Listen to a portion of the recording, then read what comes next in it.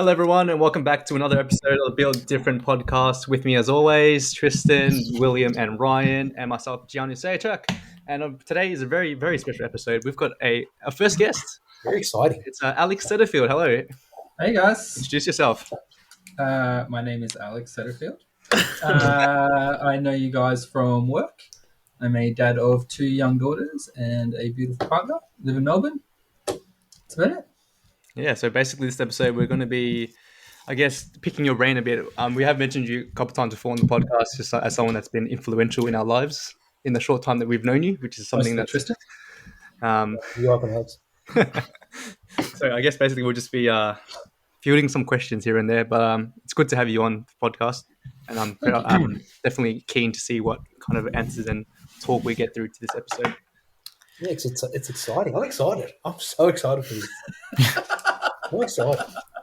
I can't wait for Alex to change my mind on kids. I don't want to have them. I'm excited. Is that a thing that you want to get changed? Yeah, maybe. I don't know. We'll see how we go, won't we? See how much he influences me. You don't want kids now? No, I definitely don't want kids now. You've got a beautiful young sister. I've got a sister, and it's good when I get to go, I had so much fun playing with you today. I'd see her. I can hand her back. She's done dookie here. You can take her. You can still do that as a dad, Tristan. You just wouldn't be a very good dad, but you can still do it. There's no law stopping you.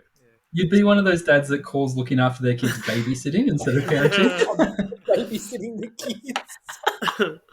I'm still not going to babysit the kids while Essendon's playing. It's absolutely. God damn. Sheesh. I want to preface by saying I have looked after one of Alex's kids for a 3-hour period, was it? Yep. That was by himself. Let me just say, not by I was himself. going to say, I'm like, I damn. didn't leave them with Tristan and then go.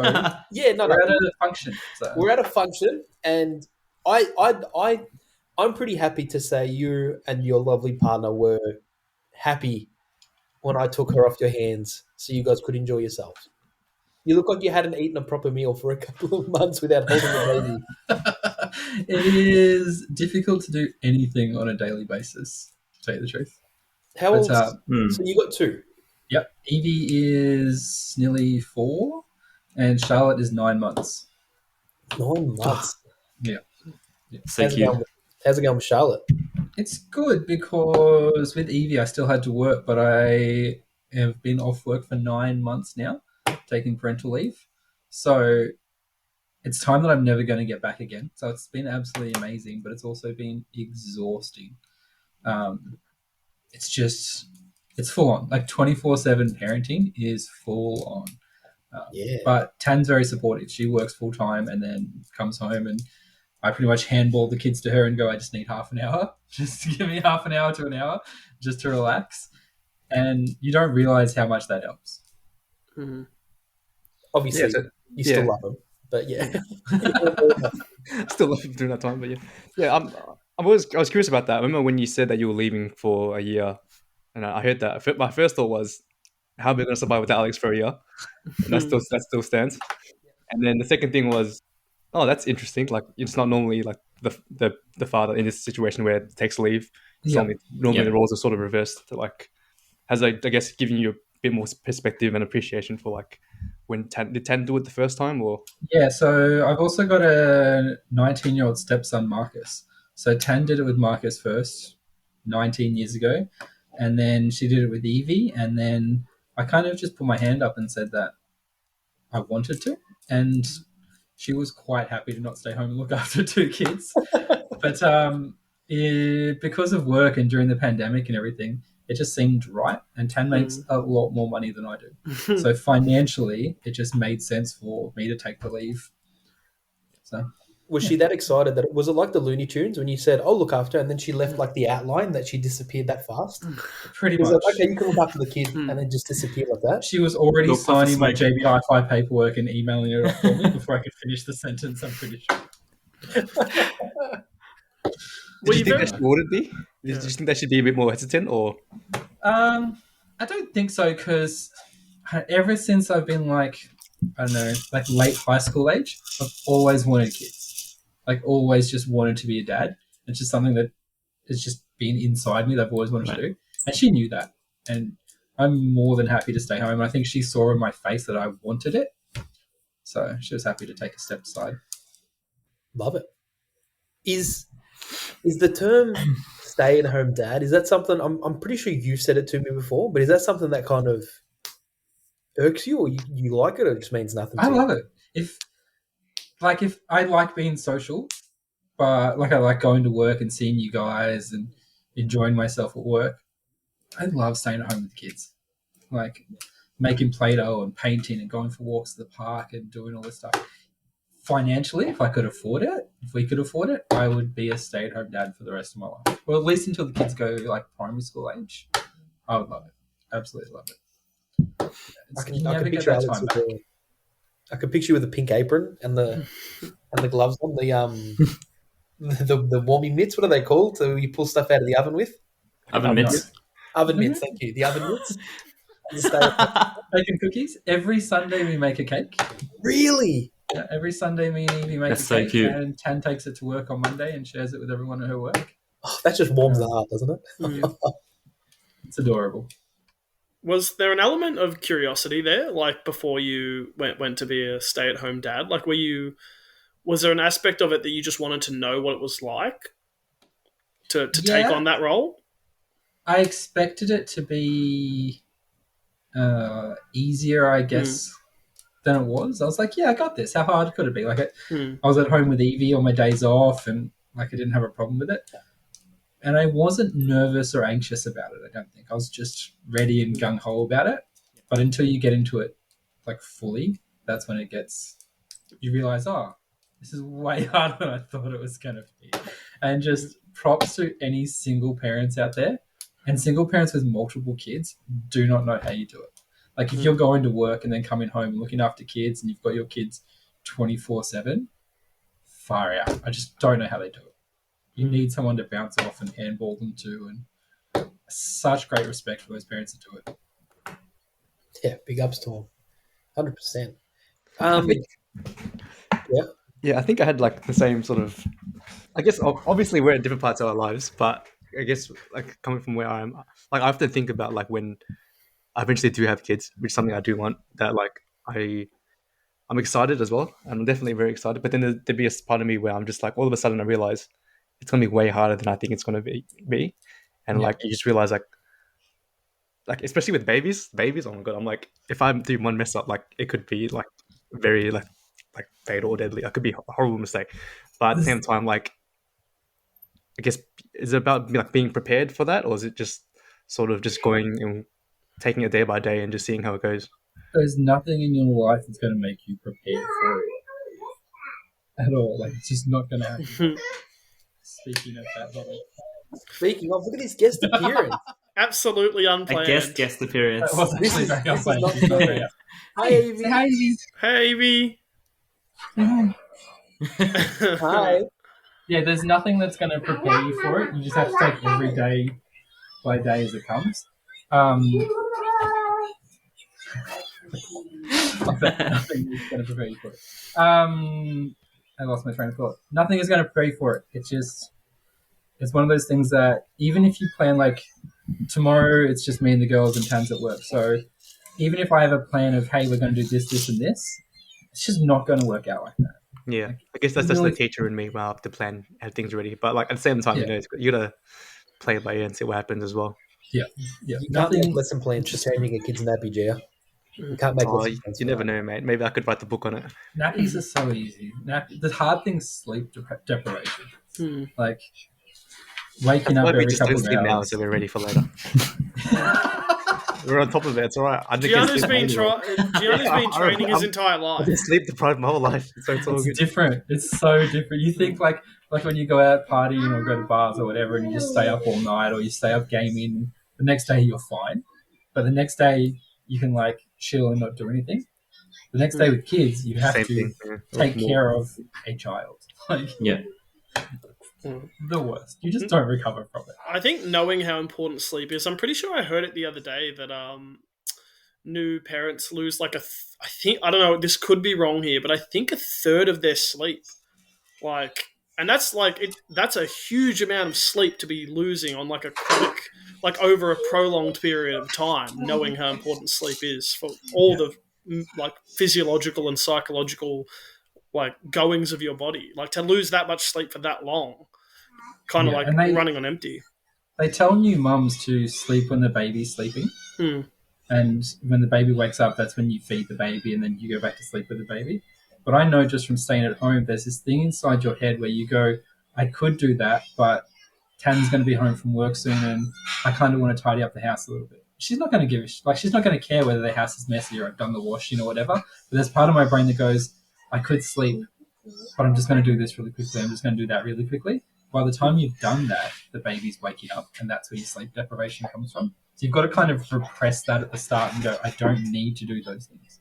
They're not that important. I can do them later. And I think, a lot of new mums are under pressure to keep the house clean and do this and do that. And whether their partners are putting that pressure on them or not, it's just, I think, something that comes into your head.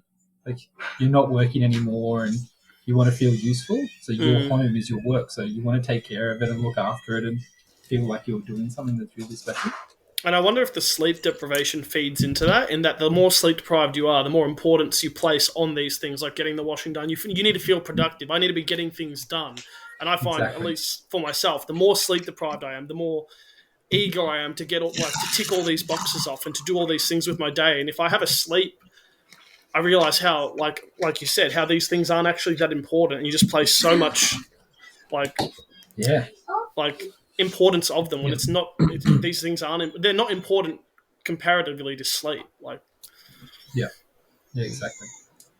I guess all these kind of go hand in hand with having a really good partner. So I've met Tan. I've had the honor of meeting Tan myself. And when you meet them together, pump the brakes. He's taken. He's taken. When you meet them both together, you kind of get that instinct immediately of this is who. And again, I'm not blowing smoke up your ass, Alex. I apologize, but this is who you want to be, or this is like that kind of element that you want to be. Like at the function, for instance, they're having a laugh, they're having fun, and you go, "This do these people fight? Do you guys just in public, mate? Just in public." I thought you were going to say this is the people you want to be with. Like you want to be like their third son, or like third kid or something, or like be part of the relationship. I was like, I want to be with them. I want to join this relationship. I couldn't find a good moment to give Alex my adoption papers that night. I was really trying to get him. That was as good as time as any. He didn't want a bar of it.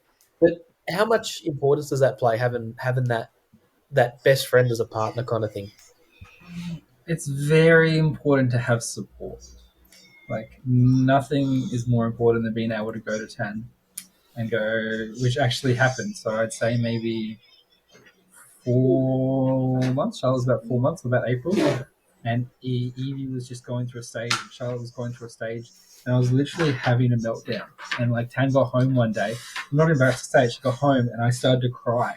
Like I was just in tears and I was like, I just need help. And she didn't realize. And I just like, I need help. I'm just breaking down. I had lack of sleep. And she goes, okay. And she helped. But it was my fault for not telling her earlier. And as soon as I told her that, everything kind of changed. I felt like I had more support and she was doing more things for me. And she was probably doing that stuff before, but I wasn't acknowledging it or I wasn't looking at it. Yeah. So it's very, very important. Yeah. If it's cool with you guys, I wouldn't mind winding it back a bit before we get into the whole dynamic between Alex and Tanya, to where it started. I want to like about you growing up. We kind of want to. I want to dig deep and find out how you became the origin story. The origin. I want to do an origin story. All right. What do you want to know? Where you were born, what the parents are like. I have a random question as well. Yes. Masca. What is that? Where does that name come from? I need to tell you about my parents before I can tell you about that. Well, there you go. So parents. I was born in Sydney in 1987 to my mum, who was an Australian citizen, and my dad, who was American / Dutch, Indonesian, but with an English passport. Carry the 4, add the Yeah. 2. Yep, go on. Yep. Moved around a lot as a kid. I really, it's going to be awkward, but I'm going to seem awkward. I do not love talking about like my family. I don't know what you guys realize, but like I don't really talk about it much. Happy to though. So moved around a lot as a kid. My dad passed away when I was about 4. He got deported back to England and passed away over there, so I didn't really see him. And Mum had some depression and mental issues and stuff. So growing up wasn't amazing, and we moved around a lot. So I think that's where I got a little bit of my personality from. So I'd say every 2 years I changed schools. So I was always meeting new people and had to talk to new people, and I think that built my relationship. Well, 2 things. One, I was always scared to make really close friends up until like high school because I was always going to move away. So I think that affected it. But 2, it was easy for me to talk to people and different types of people and things like that. So, but ended up in high school on the Gold Coast and stayed there for ages. Finished school, traveled around America a little bit, did a summer camp, started bartending, managing nightclubs on the Gold Coast. Any nightclubs that we know, or Shooters, I think this still exists. Oh, is that on Cavill? It's on Orchard Avenue, but yeah, near Capital. So that was a very wild time during my life, and ended up moving to Melbourne to go to uni, try and get away from that, like stop drinking, get away from that whole party scene. Came here, started a degree in social work, did 2 years, and decided to change. Started a degree in primary education, did 1.5 years, and then came off a skateboard, broke both the bones in my leg, shattered my ankle, dislocated my foot. So when I came off the skateboard, my foot was facing the opposite direction. Oh, So I put my toe, when I went to put my leg down on the ground, my toes hit the ground first before my heel did. My heel was supposed to hit the ground. Lots of fun. And then after I spent a long time in hospital and 8 operations later, I ended up finding work at JB Hi-Fi with all intentions to go back to uni, but never did. Now I'm here. I remember that was like our first convo that we talked about as well, like how we both broke our legs. Yeah. Because someone had told me that you had broken your leg, and I, had just started, and so I'm like, just to strike a conversation, I was like, "Hey, I heard you broke your leg. Mind if we exchange stories? Yeah, do you want to relive some trauma with me? Hang on, I'm sorry. Pardon? I ask you if you've watched anime, and then all of a sudden that's the weirdest story the opening story you've ever heard, and you walk up to Alex going, "You broken a leg before?" Completely normal. I feel like that would be a more interesting convo to have, I guess. The broken leg part's not racial.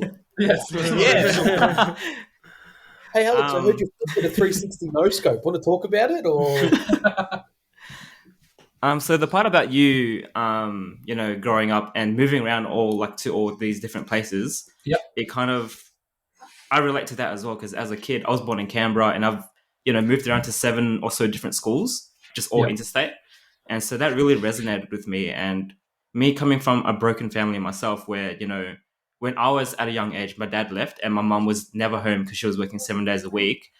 That kind of fueled me to also want to kind of become a better parent than my parents were.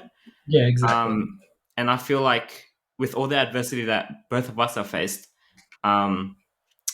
with just everything at home and your parents kind of not being, it wasn't a great time at home. Do you think that kind of also fueled you to be, the dad that you want to be as well? I think that's where that underlying thing of me always wanting to be a parent came from. That I had that split family, so I wanted a family. Yeah, I always me wanted too. somewhere to I've always wanted a house and a family and a wife, and just like that type of dream. Do you know what I mean? That they sell you in movies and TV shows and things like that. Not that any relationship is ever like that, but it's always what I wanted. So I think definitely that fueled it. I love having what I didn't have, if that makes sense. I can look back and I can give my kids this, or I can give my kids that. Yeah. I really enjoy that. I think it's such an interesting dynamic or duality to appreciate, because you see that some kids will come from these broken homes and these harsh upbringings, and you'll see how it shapes their character in the best possible way, and they turn into these incredible adults that everyone strives to be. And then some people just aren't are just not so lucky, and they come from those broken homes and they end up in broken homes and broken families themselves. And it's just such an interesting thing to see how some people just take it and say, this is everything I had wrong in my childhood, and this is how I don't want to be this. And it's interesting to see how with some people they just fall into those same pitfalls and those same traps, whether it be alcoholism, gambling, that's like, it's just interesting to see how two people can just take that broken home and just travel in completely different directions. And some people like two different perspectives where, people turn negative things that happen to them into, positive fuel to push them forward. Or others just find excuses and blame their upbringing for how they turn out to be. I think a lot of people want to find blame for something. And I'm not that person. Like, I don't blame people for things. I don't hold on to hate. Let it all go. Like, I'm just like, what's the point? Just waste my time. Yeah, I guess building on that, Alex, like, where did that sort of mentality come from? Did you always have that sort of mentality towards something, or was it built over time? Is it just having that upbringing sort of, I guess, I don't know, gave that to you, or was that something you always had? I think it just comes from, I don't know. I think I always saw like holding on to hate and anger as like a waste of my time. I didn't like how I felt when I was angry at someone or hated someone. I felt like that horrible rage inside me, and I just didn't like who I was. Or I think I was more scared of who I'd become if I held on to it. If that makes sense. Like, I'd let that rage and anger take over me. Yeah. And if I let it go, then I didn't have to absorb that feeling, like that hulked out rage feeling. Yeah. I was just like, no, let it go. Don't let it affect your life. Is that something that you sort of adopted early on, or was it something? I guess I know you can't obviously pinpoint exactly when it happened, like September 2nd, 1999. I was like, nah, this is enough, no more. It's going to sound really stupid, and it's weird where you draw inspiration from or remember things from, but there is a Ryan Reynolds movie, Van Wilder. You guys seen it? Yeah. Van Wilder comes to his dorm room or something, and he says like, so-and-so's like a rocking chair. It gives you something to do, but it gets you nowhere. And that has just always stuck with me. Like having anger is like a rocking chair. It gives you something to do. You can hate that person, but it gets you nowhere in life. And I don't know why that quote or that pinpointed moment in my life has affected me so much. But if I feel something like that, that's the first thing that comes to my head. Okay, so it's the release date of Van Wilder, so we can pinpoint it. Yeah. Van Wilder, that's when everything changed for Alex Setterfield. It sounds so stupid that a comedy movie like that had such an effect on my life, but that simple little saying. We're just getting technical difficulties. We're just getting permission. Important stuff, though. Very important. Yes. Where's the lid for the highlighter? Yes. So okay.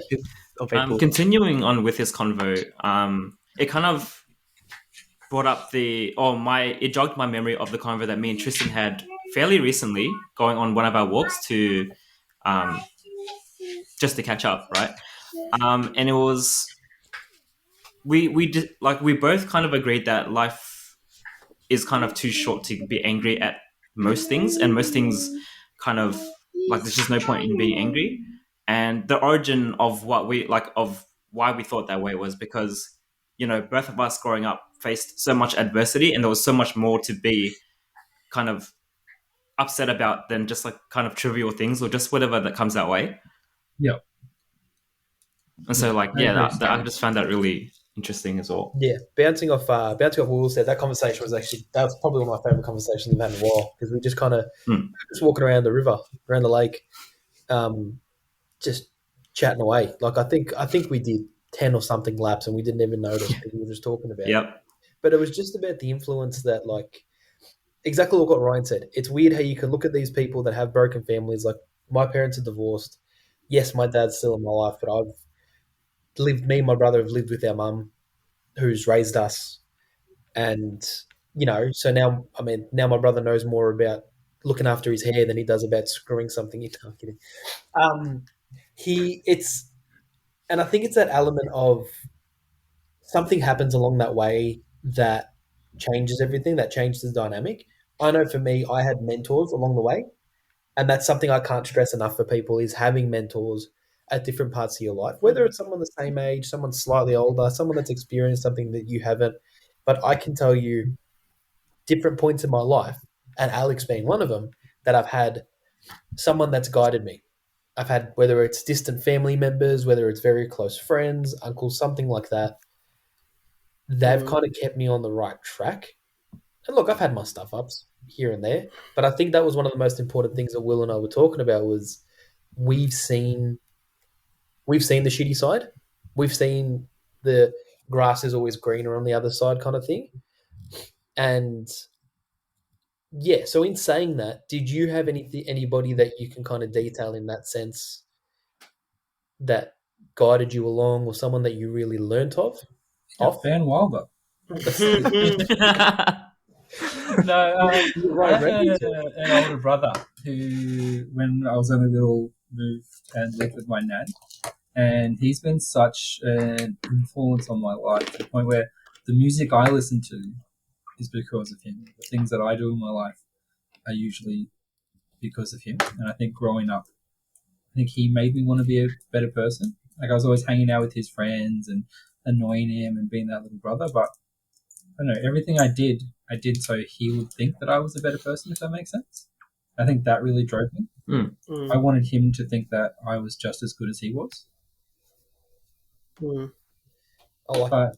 How old's your brother? He is 6 years older than me. So 6 years older than you, okay. So that was a much bigger brother kind of dynamic there. Yeah, he likes to tell me that he told me to walk just so he can trip me over. So, great older brother stuff. Oh, but you're guilty of that as well. I've got, just to lighten the mood with you, I've got one of my favourite stories about Alex. We were in, now if you know our store, it's a pretty long store, right? And we were at the very back of the store. Alex knows exactly what I'm talking, and this is the kind of dynamic that we had at work. This is kind of the mentorship. Alex goes, Tristan, can you come with me for a second? Oh, I remember this. Yeah, no, but he was very serious when he said it. Can you come with? And whenever Alex is serious, you guys probably haven't seen it because you haven't been in trouble as much as I have, but something's happening. I go, oh, Alex is angry. All right. And we walk, and I go, what's it about? He goes, just come with me. And I'm thinking he's taking me out of the front of the store to either give me an ass whooping or a warning.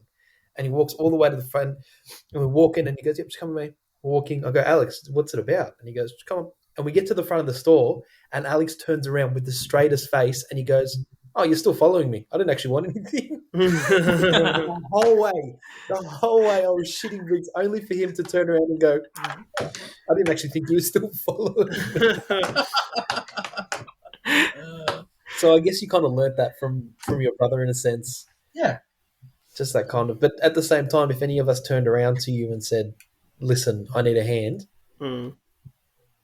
it'd come with an unbelievably great lesson as well. I don't know. I'm sure everyone in this room can agree. Like you guys were saying earlier, life is too short not to help other people and not to be a good person. You don't get out alive, so what's the point? You need to be a better person. Respect other people and just be a good person. Treat other people how you want to be treated. It's so simple. It's so simple. If I could weigh in on the mentor aspect of things, if I could weigh in and give any advice myself, I'd say don't be having someone who's looked up to different people and found mentorship in different people. Don't be afraid, by the way, to find a mentor who thinks and acts very differently to yourself, because naturally we want to gravitate towards people who are similar and like-minded to ourselves. But I think I've learned the most from people who are vastly different, with different thought processes, and who just are very different and not people I would interact with in everyday life. So don't be afraid to find someone who you think you can learn things off that's just different to you, because you might learn a lot more than you think, and it might challenge some long-held beliefs you've had, and you might actually develop a lot more than what you think. Variety is the spice of life. You need to have other people's opinions. I think that's the problem with social media and algorithms these days. Yes. If you search for something, everything in your newsfeed is going to be that one thing, so you don't see a contrasted opinion. Yeah. So, and a lot of kids these days, if you give them a contrasted opinion, automatically you're wrong and you're in an argument. No Yeah. one knows how to have a discussion about There's things anymore. no more If you don't agree with nuance. them, you're wrong, you're evil, Yeah. you're bad. Everyone's boiled down to these little labels, and you can't, like, there are so, like, being humans are very complex, right? And you can have opinions on all these different things, but there might be this one polarizing issue which you have an opinion on, and suddenly you're part of this particular group or this particular tribe or that particular tribe, and it's just you're boiling down such a complex person who has all these different thoughts, all these different issues to a single thing. Yeah, It's really, and you're right.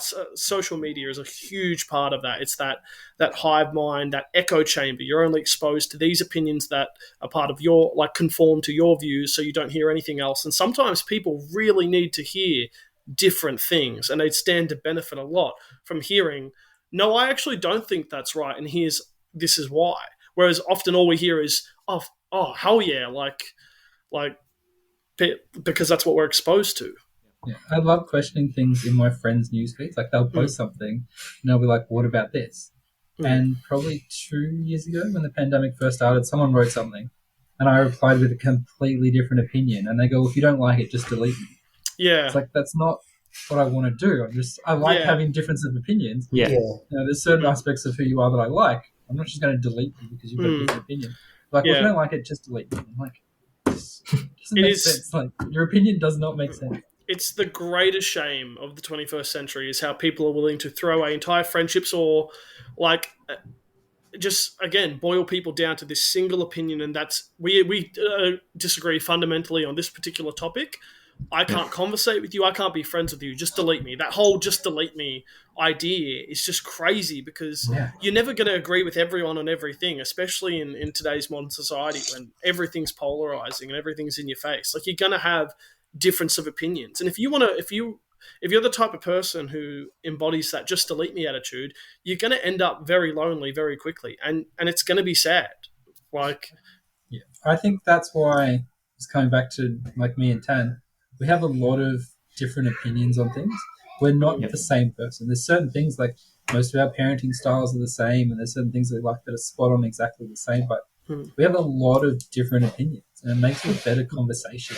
It's more of an interesting relationship. And if I was dating me, I would kill them. Like, it would be the worst. If I was dating someone like me, I think I would just get bored. You know what I mean? But you need to find someone that has that different opinion to spend the rest of your life with. Wheeling around to that comment, sorry to cut you guys off. How did you and Tan meet? She was my boss. oh. So when I first moved to Melbourne, when I was going to uni, I started to work in a bar, and she was managing a different bar that was owned by the same people, and she got transferred, and then Did you have an opening line for her? Was it like love at first sight, or did it build up, or how did this it go? group of bars were very, like, they were very strict, and I had, like, I've got a couple of tattoos on my arm, so I had to roll my sleeves down all the time. But even if people with no tattoos, they'd have, like, black long sleeves rolled down all the time. And there were certain ways that they did things. And you guys know my personality. I'm not going to go, okay, that's how we do it. So I would just come to work sleeves rolled up. And she was so by the book that we actually clashed at the start, because she was just like, no, you need to do this. He needs to do this. And she would go to her boss, like the venue manager, and the venue manager liked me. She was like, no, don't worry about it. He's fine. Don't worry about it. He's fine. Don't worry about it. So I think she hated me at the start. There was no opening line. She just hated me. There's a fine line between love and hate, apparently. Yeah, it started with me just, challenging her. And I turned it into banter, and we had fun, and Did you ask her out? Did she ask you out? I feel like you're missing that point because she asked you out, maybe. I could not tell you. I think we just started to text and talk, and things just progressed. I think it's interesting about how she's very by the book, because I think, to summarize you, not that you can ever really summarize a person with a single sentence, but you are the most anti-by-the-book person I know, in the best possible way. If there's a normal predetermined way people are supposed to think about things, you'll often come around it with a completely different view. And that's what I was talking about before. It's finding that different view. So it's just interesting that you've met her and this is how it's done, and you're like, but what about this? Because that's the type of person you are. you're not Yeah. by the book, and that's what makes you actually special. I think is that Don't you get me throw the wrong, book like, away. it's amazing having those contrasting points, but there are some things that we just will argue about and just argue about.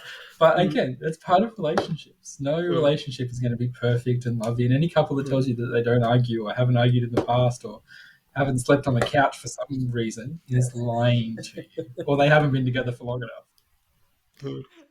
Did you like just building on that, Alex? You're saying that obviously you said the family stuff was sort of similar. You guys have sort of similar views about that, Yeah. but then other things not so much. Was because I think a conversation that's had kind of, I don't know about the rest of the boys here, but like with myself and just I guess trying to find someone that I have a sort of connection with. A lot of people come with me with different opinions and saying, "Oh, the person you're with needs to be completely opposite to you, or they need to be the same as you, or they need to have the same core beliefs, but then everything else can be different." Like, I guess what I'm trying to ask is like, would you say that you and Ten had this, I guess, core beliefs was very similar or the same, and then everything else was maybe it didn't matter? So Not when I ask even about like core beliefs, I guess like family or like where you wanted to live or like I don't know, like the main things, I guess. not necessarily core beliefs. I had the benefit of she already had Marcus, and I think Marcus was 6 or 7 when we got together, so I could see her parenting style already, which was something that was like very important to me. So I could see that. That was the benefit of that. But even our core beliefs, I like prefer to say ideas other than beliefs. Ideas you can change, beliefs you can't change. I think that if I have strong ideas about things, then I can change them. I'm not that stubborn. So even core ideas about things we still aren't the same. Like there's certain, she's more religious than I am, or she does certain things that I don't do, and I don't know. It was for me. It was more about finding someone that, it's going to sound awful, but will put up with you. Do you know what I mean? Like I don't annoy her as much as I probably would annoy other people, and she doesn't annoy me, and I don't know. We clicked, and at the start it wasn't like I was very attracted to her, but it wasn't all just, hey, let's go and do that stuff. It was, I'd messaged her and we were talking for like probably months or so because she was my boss. Do you know what I mean? We were just casually talking about things and we got to know each other, and that's what built it. I think it's more about being able to comfortably talk to someone and share your feelings with them. I think is so important. Yeah. Being emotionally open to someone, because you meet girls and stuff, and you're not emotionally open to them. You're emotionally open to someone and can cry in front of them and that type of thing, then you know that's the person that you want to be with. I cry in front of girls all the time. Yeah, what if you just cry in front of all the girls? I think that's why I don't get a message back. Is because I cry in front of them. It's a little bit different. It's just I'm just testing out a new pickup. Technique. Cry in front of all the girls. A new experiment. they'll just say, "How do you take your coffee?" And that's it, game over. So lovely that you've asked me that, and I'll start crying. And you start taking notes. All right, next time once we're out of lockdown, we're doing it. With Make sure you film it. Just walk up to girls on the street and start crying. If she starts accompanying me, then I know she's the one. But if she just walks away like disgusted, then I'll know. She pulls out a tissue. Definitely quicker. Yeah, it's a bit quicker that way. At least we can get through that quicker. For the younger listeners, the single listeners, Yeah. do you have any tips going into kind of like, I'd say going into dating, of what you look for, or what's going to be important in the long run that you wouldn't think is important, that we wouldn't think is important now? Don't just use Tinder to go out and start sleeping with everyone. Like, I know it sounds really old man of me, but like, just don't do that. Yeah. Just don't. Take notes here, Tristan. This is You need to build a core relationship with people for it to go anywhere. Is that what you want? It is. It Not is, but naming it's it. not. he didn't want that much honesty. I'm just gonna hear To all four of us, that was really honest. I know all 4 of you, so that's why I'm aware. I'm more asking, let's say you've met someone, you're really keen on them, what do you look for to go, you know what, I kind of want to take this to the next step? What are signs that you kind of go, I don't want to say red flag because God, I hate that. But like, What are the red flags? what are the signs? Are you asking what the say, green flags are? Like the, What are the green what are the green Is there flags? a green flag? I don't know. It's just someone that you can easily talk to about anything. That is it. It's that simple. You care about what they have to say. They genuinely interact with you. But any... Sorry, it's right there. I can't talk about it. Any advice that I would have for young people is, you hear it all the time, and they say that you need to listen and listen and listen. But there's a second part to that no one tells you about, which is action. So you can listen to people as much as you want to, and you can genuinely be listening to people. But if they're telling you something and you're not engaging with it, or you're not doing that thing, then you're not. I don't think it's actively listening. You're just taking it in, but you're not acting on it. And I think that's so important. Just with the little stuff, like if she tells you that she's had a bad day because of this, ask them about it in a couple of days. You know what I mean? I don't think people do that. People are very self-obsessed, and it's about caring less about yourself than it is other people. I like that. That's very well said. Very well said. Yeah, I'm gonna change that to my bio in Tinder. I mean, I'm gonna go look for I care more about you than myself. Can you tell by the space? talk to me, and I'll actively listen. I promise. Second photo is you crying. Now, I've got a question, and I have unapologetically stolen this question from another podcast, completely unrelated to what we're doing, but I think it really does. Don't plug it. No plugging it. Don't plug it, but the podcast existence. I think it really does facilitate some good thought-provoking conversation or just some good self-reflection. So I'm going to hit you with it. As a father, Alex, what mistake have you made that you think has led to your greatest learning? Oh, that's a great question. It's not, by the way, not my question. I'm stealing this. That was Ryan Dawes' question. He just thought of it just then. I don't think anyone can own a question, but sure, go for it. This is hard. There's been a lot of basic mistakes, and it sounds stupid, but everything little that they do, you think to yourself, is this going to affect how they are as a teenager? And it can be something as simple as like, she wants her iPad, and I'm like, you can't have your iPad. You're not watching your iPad right now. And she loses it. And I'm like, when she's 16 or 17 or 18, is this somehow going to affect her? Is she going to be rebellious? There's a part of my head that worries about that I'm going to affect her. But my biggest learning curve, and at the start, when I had both of them at the same time, I talked about it earlier, it was planning and then getting frustrated that things didn't go to plan. So I would go, all right, tomorrow we're going to do this, and we're going to do this, and we're going to do this, and that's going to take up our whole day. And then as soon as the first thing didn't go to plan, there was part of me that went, great, now the whole day's gone. Where I should have just gone, all right, whatever happens tomorrow, that's going to happen. Here's an idea, if this is what I want to do, and if we get this done, that's great. So I think the hardest part was adjusting to a toddler and a baby not working with my schedule. Yeah. You know, and we go, when you put it like that, it's like, it sounds ridiculous, huh? Yeah, you're like, why isn't this 3-year-old listening to me? I was going to say, I feel like your greatest learning is that, like young children don't always act to the plans you make. They're a very unpredictable bunch. And it's about picking your battles, especially with toddlers. And it goes the same with like having staff or people or anyone that you meet. It's picking your battles. Is it worth me having an argument about this person, like, or with this person? Do I feel passionate about it?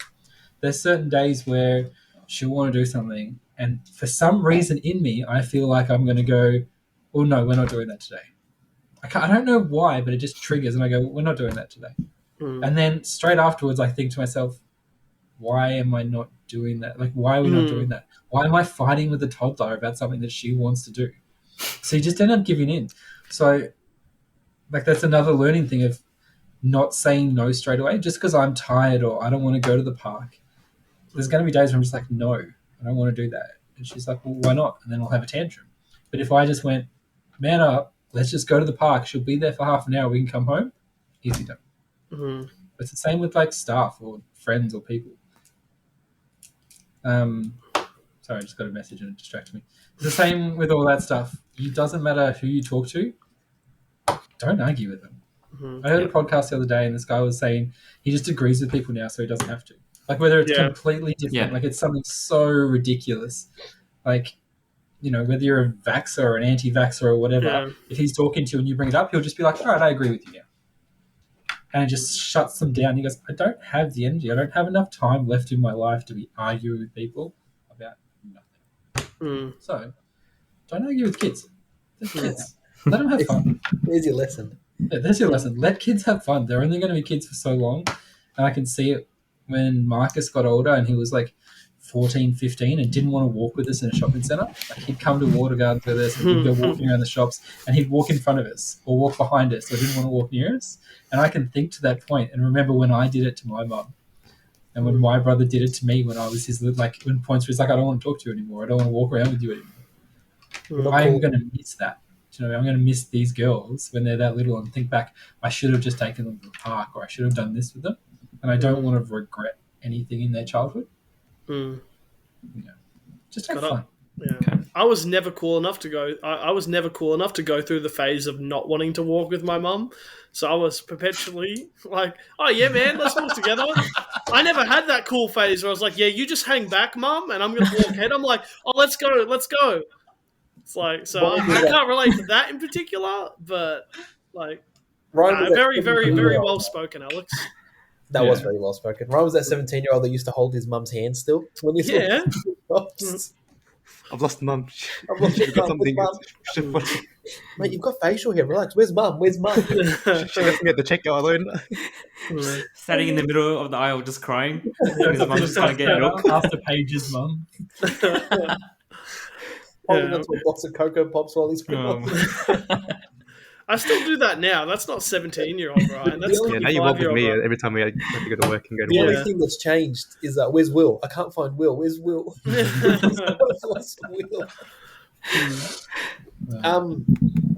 I guess we can lighten it up a little bit now if you guys want.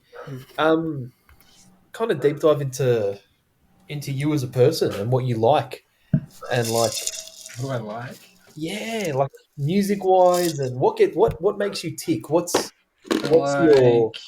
This is recent. Okay, what I will listen to no matter what mood I'm in is 90s punk rock alt type of music. Just say what it is. Blink-182, MXPX, Pennywise. No. It's ska music. You listen to ska music. It's not ska music. Very different. It's not very different. It's ska music. I can listen to that at any point. Like, doesn't matter what mood I'm in. And lately, it's going to sound real like dad of me, but you guys know I have a Ford Ranger, so I'm like, sweet, I've got a Ford Ranger. I should have listened to country music earlier, and I never did. And I've now hit this weird point in my life where I'm like, well, the Ranger didn't want me to listen. Like, it didn't push me to listen to country music. Lately, I've been listening to like gothic country music, like down south, like gothic country music. It is amazing. I have it on all the time. Do you have a one track that we can let the listeners know to listen to? Oh God, I have to open Spotify. In case we have a listener that's driving down the countryside saying, I really want to listen to some country, but really some gothic country. Gothic country. It's dark gothic country. It is great. It's like music like when you're in the country but you can't leave. Is that kind of stuff? It's like, just hate all the hate. He just sits in the car looking out the window, just as I got my cowboy hat with his spurs on. It's like, I hate I'm here, but this is my life. These damn hay bales. There's a song called Graves by Whiskey Shivers that I have on repeat at the moment. Graves by Whiskey Shivers. I'm listening to that the second we get on it. Get on it. I love reading military books. Don't know why. I love like fiction or non-fiction. Both. There's one that I read in high school called Chicken Hawk, which is about Vietnam helicopter pilots. Amazing. There's another one called House to House, which is about Iraq and Afghanistan and stuff. Mm-hmm. And these soldiers end up getting lost and separated. It's a true story. And one guy runs out of bullets, and there's all these Taliban guys coming into the building, and it's going to be a little bit graphic. I don't know whether I can say it or not, but he is wrestling with a guy, drops his pistol, doesn't have his machine gun, can't get to his knife, holds the guy's head and pushes his eyeballs in. Oh, Real story. Style. Like, it's that kind of graphic type of story. I love that stuff. Wow. Grouse. So, hang on. So, saying that you love your military books, where did our famed podcast beginning book Tuesdays with Maury come in? When I was a bartender on the Gold Coast, we had lots of backpackers come through, and I met lots of people. I was working in an Irish bar at the time, and it was during the day. And I was just talking to a group of people, and they were talking about books that they liked and stuff. And they came in every day for probably 6 to 7 months straight, and just these Irish dudes were just drinking. And I was just talking to them, and they were talking about the book one day, and I was like, sweet, that book changed my life to the point where I walked for about 15 to 20 minutes to get to work every day and would read while I was walking. I did not put that book down. Yeah. But, yeah. I can... relationships like that changed. They just change everything. If I didn't sit and talk to those guys, or if they didn't come into the bar, then I probably would have never read it. It's crazy to think. I've never read a book as fast as I've read Tuesdays with Maury. And I don't think I've ever had a book impact me like I've ever had that as well. And I think that's why I do hold you in such a high regard, because it's like a package deal. Yeah. Of this book plus you teaching me is kind of yeah, it's everyone that knows me should go out and read it. It's 100%. I'm waiting for Jeanu to give it back so I can read it again. Yes, sir. Really, I'm going to borrow it. What are you talking about? Get in line. Yeah, sorry. Then it's going to go to Ryan, and then it'll go to Ryan. I guess I should read it. Me and Ryan are reading it together every night. I should read it. Bedtime story. I read it to Will. Me and Ryan. You guys We take turns every night. If you need a copy, I have 3 different editions of it, so feel free to come and get it. Onto movies. This is one I think we're all interested in because we're all movie heads. Do you have or should we do what we did last week? Do you have a top 3 favorite top movies? 3 movies? Military based again. Saving Private Ryan, hands down. Because I used to watch that movie to fall asleep to. I could not tell you how many times I've watched that movie. What, the D-Day part specifically?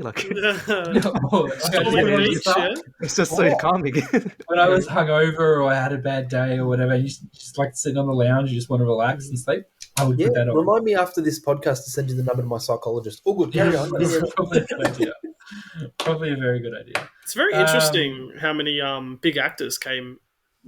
Wasn't that the breakout film for a lot of huge actors? Yeah. That IMDb list is stacked. And they're all so young in it. It's just a really interesting thing to see all these young actors before they were household names.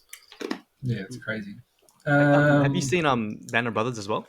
Yeah, Band of Brothers is really good. That's another one. That's also a very good TV show. Definitely. I've seen it 10 times. It's so good. Yeah. It's like a spotless celebrity. What else you got for us? The Pacific's another one, just not as good as Band of Brothers. Not as good, no. My dad actually worked on the Pacific. That was filmed in Australia. Huh. Yeah. Nice. A lot of it, I'm pretty sure a lot was filmed in the Yuyangs as well, if I'm recalling correctly. Yeah. Yeah, a lot of the Pacific was filmed in Australia. I remember, I have this story because at one stage, my dad, he worked, sorry, I've completely derailed from that, but it's just really interesting. One day, because he did a lot of work with the vehicles department, and I know at one point, I'm pretty sure he had the opportunity to buy, because they were making fake tanks for filming, so they were they looked like tanks. They were not functional tanks. They were the chassis of a standard car with basically a tank body set on it. So they weren't borrowing actual tanks. They did drive, and I'm pretty sure at one stage he got offered one of these mock tanks, and obviously he declined because who needs a mock tank? Years later, we bought a fairly rural property, sort of up Murchison way, and now he looks back and he's like, God, I wish I got that tank because that would just be cool as shit. Sitting on my property, a tank, the ultimate deterrence to anyone. It would be cool if you lived in the suburbs, just put it in the driveway. Yeah, I don't know if they were road legal, but rolling around in a tank would have been mock tank. Couldn't shoot, but I mean, it had the intimidation factor. Yeah. I don't know. That's my Pacific story. Can you imagine ordering something from JB Hi-Fi and it goes, "Your driver Ryan on his way rolls up in a tank and here's your headphones that you bought." Shoots it from the tank into your mailbox. Just a quick side note, just to get people excited for something that's going to happen in the future. We're going to be doing a spotlight podcast on Ryan, and I can't tell you how excited I am for that. Oh boy. Where Ryan is, and I am absolutely. And I'm sorry, Alex, to kind of cut into this, but I'm so excited too. Yeah, we'll tell people ahead of time so they know whether to skip the episode or not. But it's But I am questions. unbelievable. Like, he just comes out with this other a story every time you talk to him, and you go, "How are you only 24 years old? Like you sound like a 60-year-old man with the stories that you've got." Like, he's got a lot of wisdom with a World War II story one day. Oh boy. But Alex, you got 2 more movies for us. So we've got Saving Ryan's Privates, Dark Knight, definitely. Yep. And the next one's not so much about the movie, but it's more about the emotion that it invokes with me. Top Gun. My brother loved that movie, which made me love that movie. And every weekend when I went to visit him, we would watch that movie. And yeah. I've got some two of my favorite stories about Top Gun. Right. So my dad, a fair few years after my parents divorced, he finally got back onto his feet. That's a long story, but anyway, he bought this new setup, brand new TV. Really, as every older man does out of a divorce, he bought this huge speaker system, right? Huge. Now, spoiler warning, it's in my garage right now, but he bought this huge speaker system, and every time someone new would come over, he would show them the first couple of minutes to Top Gun where they're playing the guitar intro. Yep. And where all the jets are taking off, and he'd blast it at full blast and be like, "How good does this sound?" Yeah. I heard it finish, and he'd turn it off. And I have never, ever seen him watch anything else using that speaker system other than that first couple of minutes like 150 times.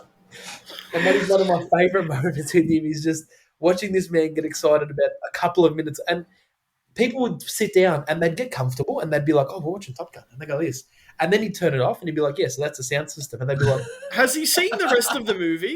I'm okay. Think that he hasn't. That's it. It's just the first minute. And that's it. It's not even a movie. It's only a 10-minute clip. He doesn't have the rest of it. The actual movie. It's a bootleg. He doesn't know that it exists after the first 10 minutes. But that, and then one of my other stories is a cousin's ex-husband of mine. He was a massive Top Gun fan, and he got me into Top Gun. I love Top Gun as much as the next person. It's one of my favorite movies as well. He gave me for my 18th birthday, and I still remember it, this poster that I used to admire every time I walked into his house, which was a poster from Tom Cruise playing volleyball. No, God, I wish, because that'd make this story so much sadder. It was a Top Gun poster from the premiere, huge frame from the actual American premiere that Tom Cruise was at, and Val Kilmer and all that. And he gave it to me for my 18th birthday. And I remember we moved into a new house, and the first thing I did was, when my brother and I moved in with my grandmother for a few years, the first thing I did was, I'm putting my Top Gun poster up. I am so excited. I'm putting my Top Gun. And my dad goes, "Don't put any holes in the wall. Put on, those plastic hooks that you, yeah." But the thing that he forgot to mention was, put the hook up, let it set, and then put it up, right? Oh, no. So I've gone and I've put this frame up, and I've gone out. I think I went out for a few drinks with some friends back when we were allowed to. And I get a call from my grandmother. I go, "She knows I'm now. Why is she calling? Something must have happened." And she goes, in Italian, she goes, "Listen, your poster fell. The glass, it's broken everywhere. The poster fell." And I go, "Oh, no. That's unbelievable. I'm going to have to replace it now and pay for it." I got home, and there were glass shards through the actual poster. So it was. Oh, no. This was a 1985 Premier Top Gun poster that had shattered. Like my dreams. They'd be worth like $10 now.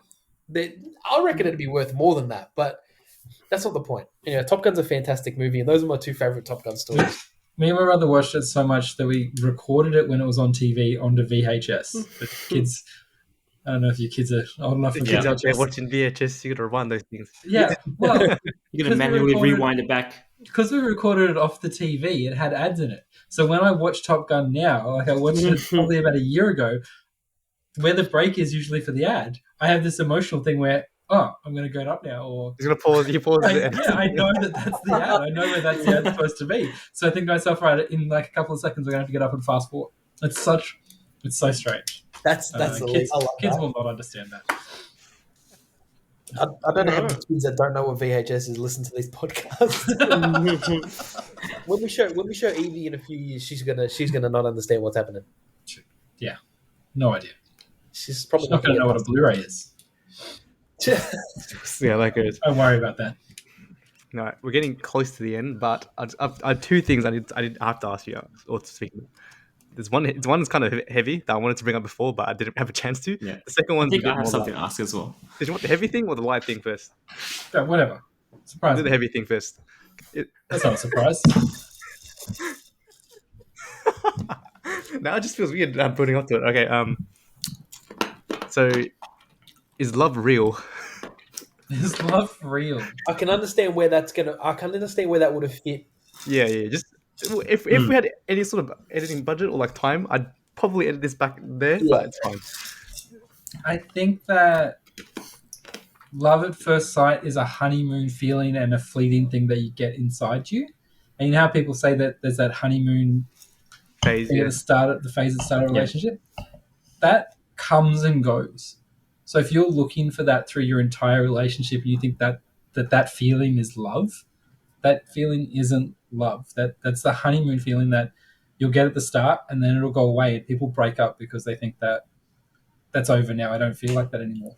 But if you wait, it builds up again and it comes back again. It's constantly up and down and up and down. But I think that love is about putting someone else, I said it earlier, putting someone else first. If you're willing to put this person before your needs, then you love them. So because people like explain, I guess you get different explanations from different people. Yeah. With other people where they're like, oh, love is this indescribable feeling that you wake up every day and you want to be with this person, and that's all you want in your life. Like, is that something that you feel as well, or is it more like that comes and goes as well? No, that is something that, again, it's hard. I don't know. Yeah, I did say it was heavy. It's such a hard it's a heavy question. to do. I don't expect you have all the answers. But yeah, just I couldn't see my life any other way. And every morning that I wake up, I'm so grateful for what I have, and I love what I have and who I have in my life. Yeah.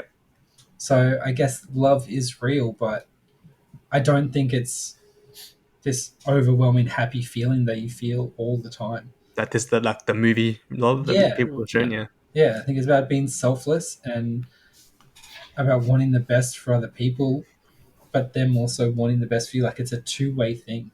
And it's really hard to explain. I don't think that anyone ever has that honeymoon feeling for their entire lives. Yeah, people explain it like it's going to be that forever, but when you find someone, it's like that always. But maybe some people do have that. Yeah. But like, for me, love is it's selflessness. That's like me wanting to put these people before everything else in my life means that I think I love them.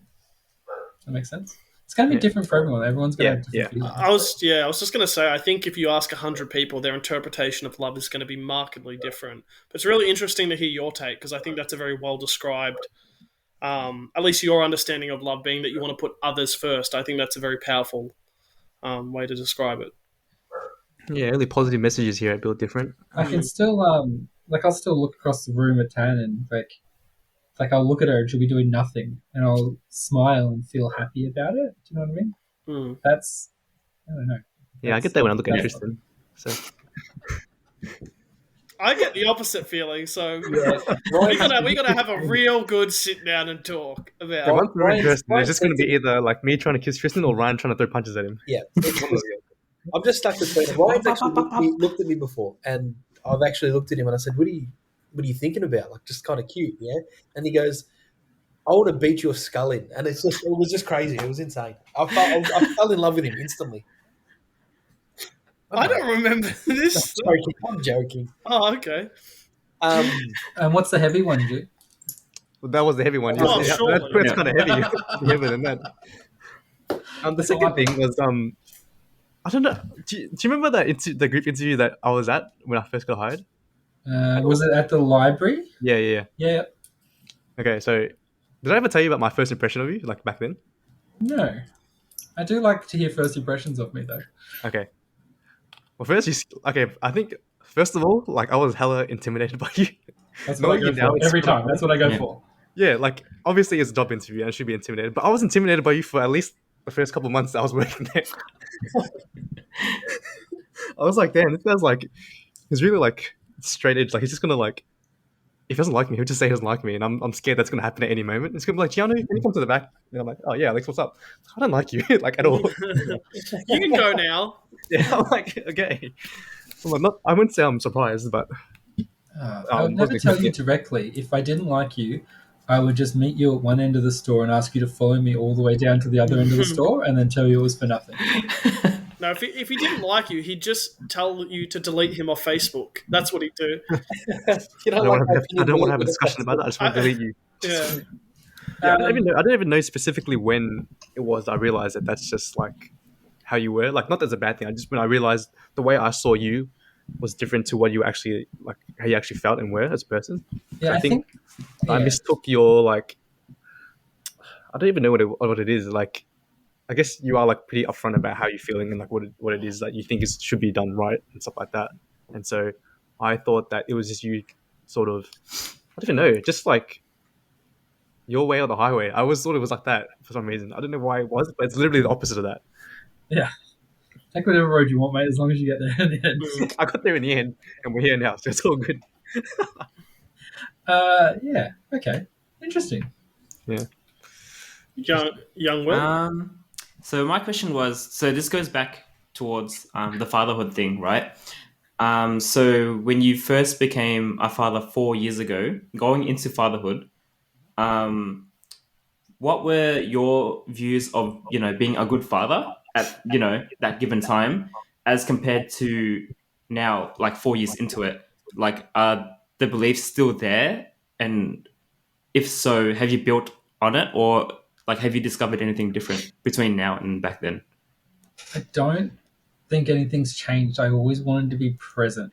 I think being a good dad is just about being there and doing things, and loving your kids unconditionally. And I don't think that has changed. Like there's little things that I do differently that I did with Charlotte that I did with Evie that I don't do with Charlotte, or vice versa. And it's only little stuff like the way you would change a nappy, or this or that, or like putting her to sleep. But my core idea of parenting is still the same, or my core idea of being a dad is still the same. It's being present, loving your kids, and giving them everything they need to be happy. As babies, all they want is love. Like food and nappy changes and all that stuff, it comes naturally, and loving your kid comes naturally, but you just need to do it. Just be there and love your kid. Turn off your TV, put your phone away, put your iPad away. Just stare at your kid. Do you know what I mean? Such a little thing. Like you see parents on their phones, and I'm guilty of it if I'm having a rough day or if I'm tired or something. Give Evie your iPad, child to sleep. I'll just sit there and watch TV. But you realize that you just need to turn that stuff off and go, all right, be present. What do they want? And they're so much better kids. Like days that Evie has her iPad and days that she doesn't, she's a way better kid when she doesn't have her iPad. I don't know what it is. You're interacting with her more. She has more of your attention. Yeah. She's happier. So, I don't think anything's really changed. My core ideas are the same. Just be there, love them. That's it. Perfect. It's so easy. Everything else is second nature when you become a dad.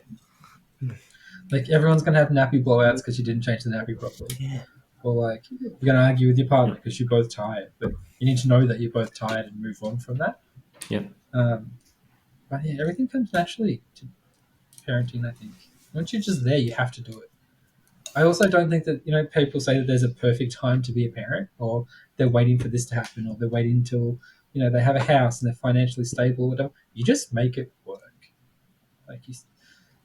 I always looked at it, it's going to sound really horrible, but if there's junkies out there having kids and those kids are surviving, you guys are going to do fine. I'm going to do fine. You know what I mean? There's a lot worse people out there having kids, and those kids are growing up fine. So, you'll be fine. Everyone will be fine. Just do what comes natural. That's really it. All right. Wise words from the king himself.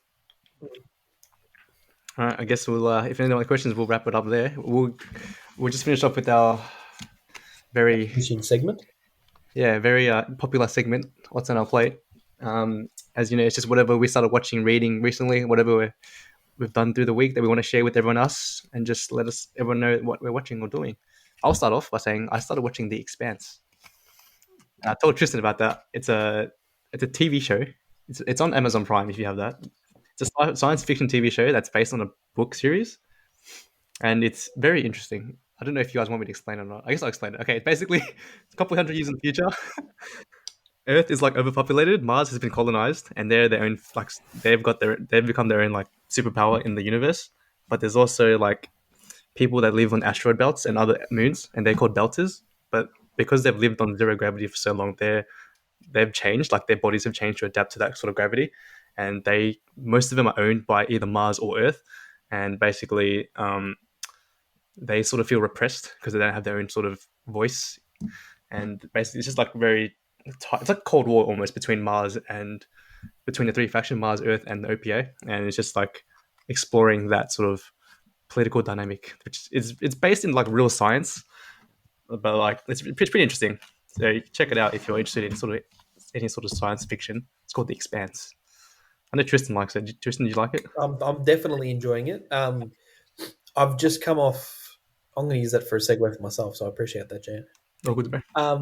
I've just come off an amazing TV show that is very different. But if you like your basketball, or if you just want to see just an absolute champion of a human, going back to those core beliefs in action, watch a show on Netflix called Last Chance U Basketball.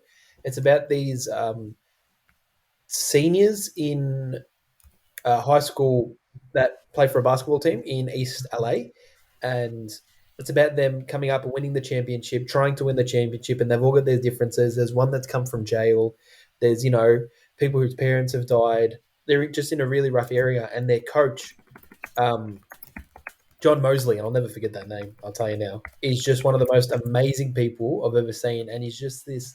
I'm not a very religious person, but he's this extremely religious, all praise to God kind of thing. And just the way he leads these kids, it's just an inspiration for anyone that just wants to learn about it, or anyone that wants to be a teacher. That's something amazing to watch, I'd say, just because it teaches you so much, just about kind of getting into the heads of these kids that you look at normally and you go, oh, that guy's a thug, or that guy's that guy's probably a junkie or something like that.